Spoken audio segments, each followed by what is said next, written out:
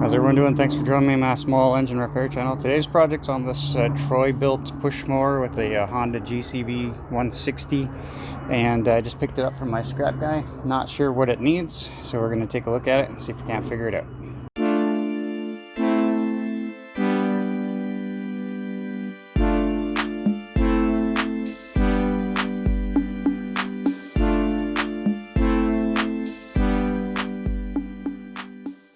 Alright, so let's just take a quick look before we try to figure out what's going on with this thing. I just want to make sure there's some oil for some troubleshooting. Definitely some oil. Looks fairly clean. See if there's any gas in it, and if so, smell it and see if it's this year's gas. It smells kind of fresh. The fuel shutoff was left on, so that could be a problem if it was left with fuel in the tank and the carburetor all season or all winter long. The choke on these things are very typical of something that goes wrong. Right now, the choke valve is closed, so it could be stuck in the closed position too, so I don't know. That shouldn't prevent it from running. All the linkages, throttle linkage is not stuck. Let's see, let's flip it up underneath here. Okay, well, there's a bag attached, but the blade itself, minus the fact it's a little bit rusty, doesn't have any major dings. It doesn't look like it's bent. It doesn't look like it hit anything hard. So the one thing I did notice, which is common on these things, is the valve cover is dented on the front side here. The valves are in and behind here, so this could be pushing on the rocker arms, which is leaving the valves in the open position. So we're going to pull it over, see if it has any compression. If it has very little compression, I might suspect that the valves are stuck open. So let's go ahead and pull it over.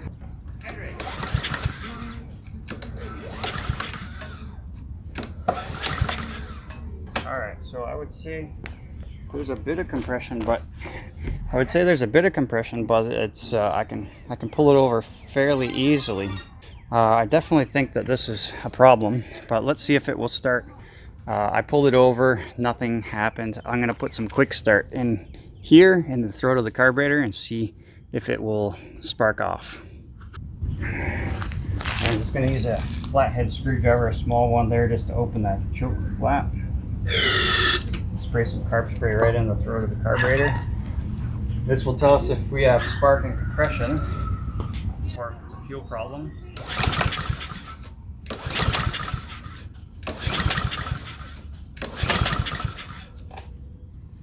Alright, so it was exhausting the carb spray out the exhaust, I could tell. You probably wouldn't pick that up on camera, but definitely didn't even try to start. So I'm wondering if it's a bit of a spark issue potentially. So next thing we're going to do is I'm going to put a spark tester on the end of the plug wire, and we'll see if we can get this thing showing if it has any spark.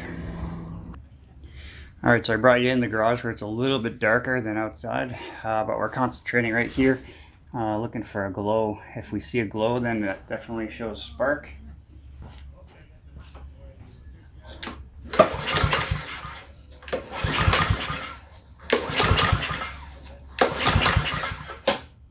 So I got you up on my lawnmower lift. As you could see in that last little clip there was definitely no spark. So now we got to troubleshoot why we have no spark. There could be many reasons why.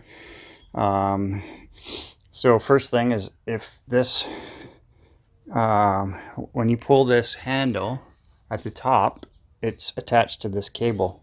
This cable then pulls this arm back, and if it doesn't pull it back, you can see how much extra play I have here. If it doesn't pull it back far enough, sometimes that will prevent you from having spark. because there's a grounding system under there. So if it doesn't pull back far enough, it's going to remain grounded and you're not going to get any spark out of it. So that's probably where I'm going to start with it first. I'm going to see if I can, you can shorten these cables just ever so slightly, a little bit on this end. And ultimately I want to be able to pull this back a little bit further. But what I might do first is take this shroud off and see how far it's getting pulled back when underneath here, and see if it's actually removing the ground. All right, first thing is get the starter recoil off. There's 3 10mm nuts here. Pop that guy off.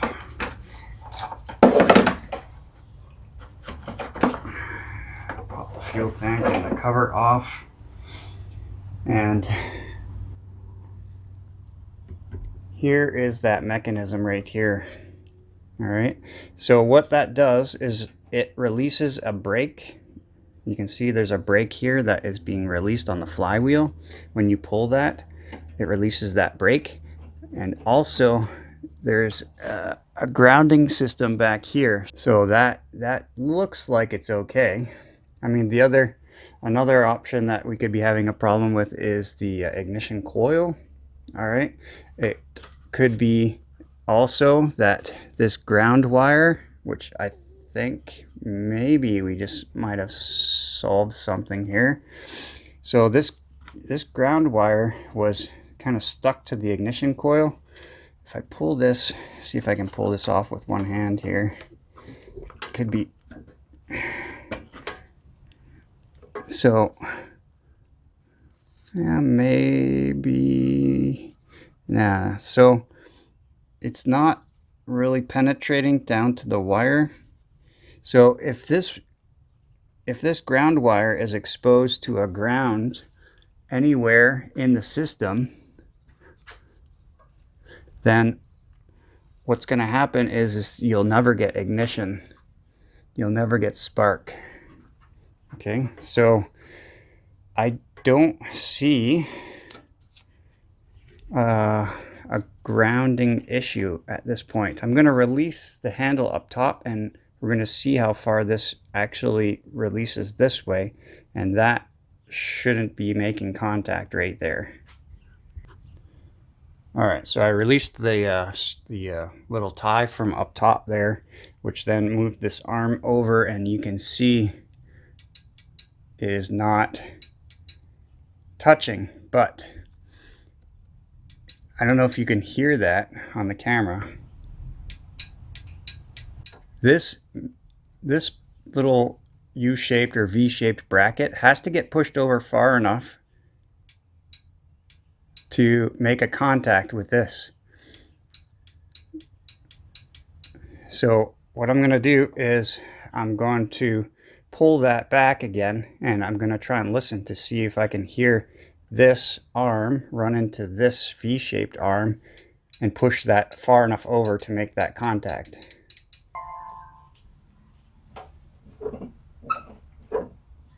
All right, I don't hear it making contact.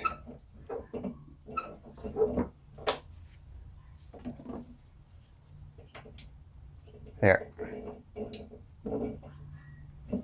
So I have to physically push this over farther to make that contact. Okay, so this is not pulling this arm far enough over to make that contact. So let's see if this one has an adjustable cable end so that we can get a little bit more tension on this arm. I don't know if this arm is, yeah, I don't know. It doesn't, it looks bent, but it looks bent on an angle specifically. All right, so first thing I'm going to try and do is get this cable off. And there's a couple of tabs on the back side of this cable. You can kind of see those two tabs. You got to push those in together. There's one on each side right here. You got to push those in while you're pulling on this to try and force this end of the cable through this hole here, just like that. You can see it's just not pulling it far enough there. So now with a lot of these cables, they unscrew at the end. This one I'm not sure does that.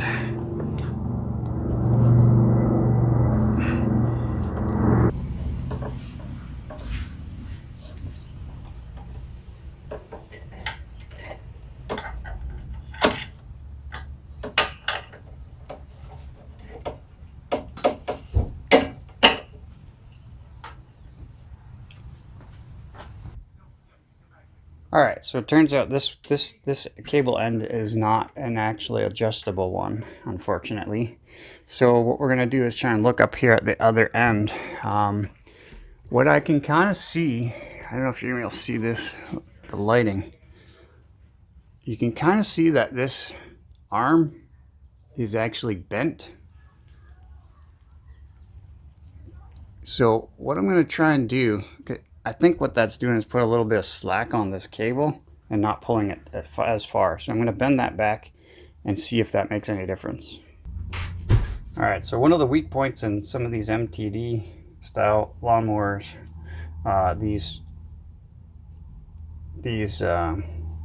bars, all right, they actually have a tendency to bend and break right at the weak points right here where that hole is drilled out. And you can see this one's definitely bent. So you can't really bend these back and forth too much because you risk kind of breaking them. So got to be very careful if you're going to do this. All right, so I'm just going to put this in my vise and just try and bend it back without snapping it off. I think this is going to be a weak point now, so it's probably going to just bend again. So we might have to replace this anyways, but we'll see. All right, so I reinstalled this bar. You can see it's definitely much more straight now. Rehooked up the cable to it, and watch what happens when I pull that handle now. You see how much more it's pulling that. So obviously that was our problem, or at least the first problem we could find, is just this thing was just bent too much and created too much slack on this cable. So it just wasn't pulling it far enough to activate that switch. So we're going to put it back together and see if we have spark. Alright, so I brought you outside just to check for the spark in case it does have spark now and it does want to fire up. I don't want to do that up on my stand. If it does have spark, it will run in this configuration, so we'll see.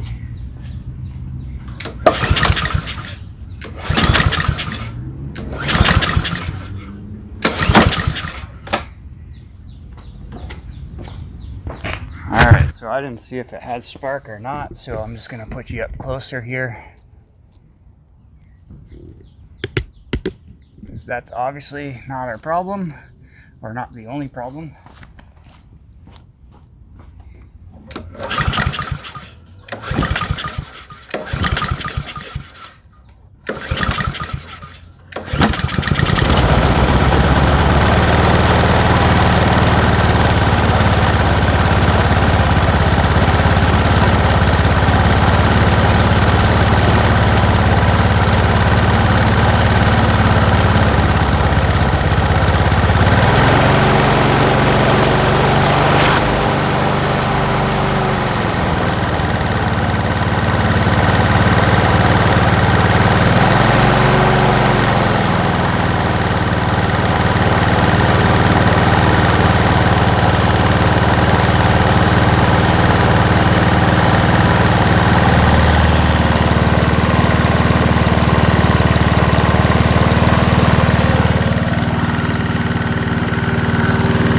Alright, so it has spark, but it's running really, really slow.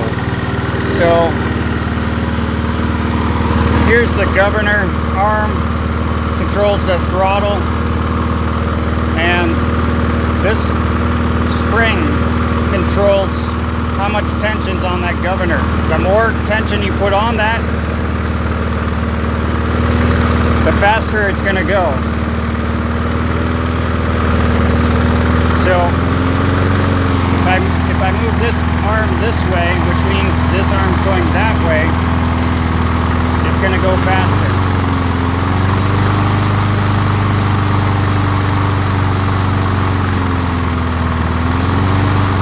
So what we need to do is bend this arm so that there's more tension on this spring, or we can bend this arm to pull that spring more tension this way to drive this arm that way. So I'll probably bend this arm first.